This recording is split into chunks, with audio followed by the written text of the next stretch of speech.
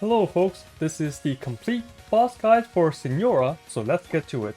The most unique mechanic in this fight is the sheer cold and the blazing heat debuff that you are constantly building up. In phase 1, when she is cryo, you'll see the sheer cold gauge again. This gauge will slowly increase throughout the fight. If you are standing on top of icy terrain, the gauge will build even faster. The way to reduce this gauge is to use the lanterns in the 4 corners. Just by standing next to a lantern, your gauge will slowly decrease. However, you can destroy it to immediately clear your entire gauge, and you will also remove the dangerous ground around that quadrant. The vials take pretty much the same damage from any attack, so the quicker attacks will do better than slower strong ones. Also, do not worry about destroying all the vials and running out. There are 2 vials that will keep respawning throughout the fight, in both phases. And another note about this sheer cold and blazing heat, it will bypass the shields, so when your gauge is full, you'll take damage even if you have shields up. This mechanic is pretty much identical in phase 2 when she is pyro, but the elements are just swapped. Before we go to the juicy attacks, there is one more trick I want to show. You can use this trick anytime there is a cutscene. If you time swapping a character right when the cutscene begins, your camera will move back to your character instead of being locked, and you can move around during the cutscene. The boss is still immune to damage at this time, but you can position yourself better and apply a elemental debuff. Alright, now here are the attacks for phase 1. She also has 50% cryo resistance in this phase. Her first ability is a double attack where she shoots a line of ice followed by a homing wheel. I consider this a single attack since they are always used together. Just watch out for the wheel because it will hit later. The homing isn't that great, so you can just dash to the side. Another attack is a line blizzard. You'll see snowflake indicators on the ground. Move away from this line because she will be casting blizzards on top of it. This is one of the easiest attacks to dodge because you have plenty of time to just walk away. Another attack are 3 ice mines. The projectiles don't do damage when she throws them. After some time, it will blow up and the explosions will do damage. Just move out of the way before they blow up. He also has an ice spear very similar to Rosaria's burst. It will hover above you and start spinning. Once it spins, get ready to dodge because it will come down fast.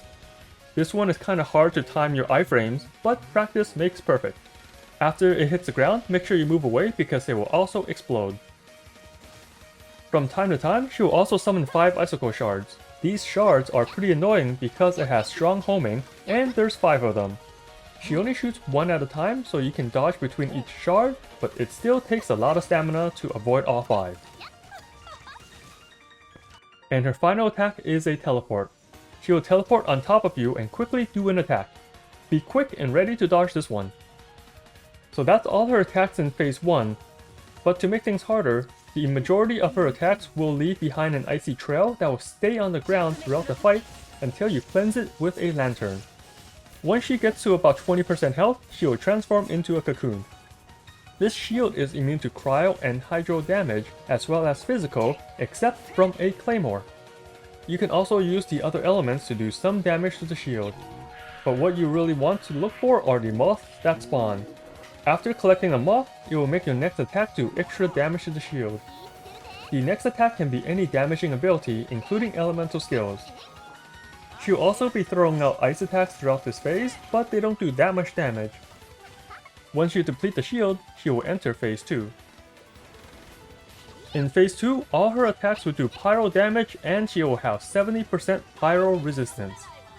All her attacks are completely different, and the sheer cold gauge has been replaced by blazing heat. But that one still behaves the same as phase 1. Her most common attack in this phase is her flame whip. There are about 4 variations of the whip.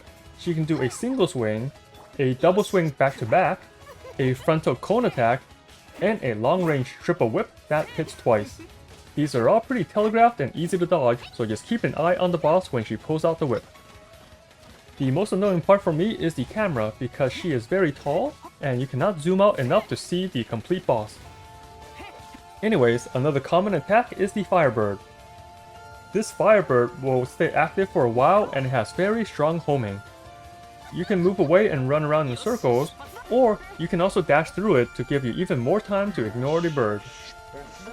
Another attack is when she begins to glow. She will send out a barrage of flaming moths next to her. To avoid this, you can either just move away or move behind her. The range is very small, so it's pretty easy to avoid.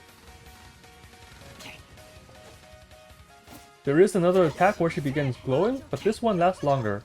For this version, she will be summoning meteors. The meteors do not hit the corners for some reason, so you can just hang out there until it's over. I suggest going to a far corner, because after the meteor attacks, she will do a flame spear. This attack is pretty hard to dodge when you are close by. That's why I recommend staying away to ignore it completely. And her last attack is a fire tornado. While she is in this form, you cannot hurt the boss, so focus on dodging. Just like with the meteor, she will never go to a corner, so you can just hide out there. You will still need to avoid the smaller tornadoes since those can come to a corner. I suggest going to a corner that still has a lantern so you can decrease your blazing heat gauge. And that's pretty much all the attacks the boss has. I will end this video with a quick heal, but there's nothing too special this time around.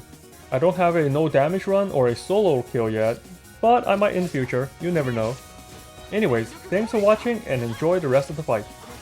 If these guides are helpful, then please like, comment, and subscribe because it helps the YouTube algorithm. And as always, have fun out there, traveler.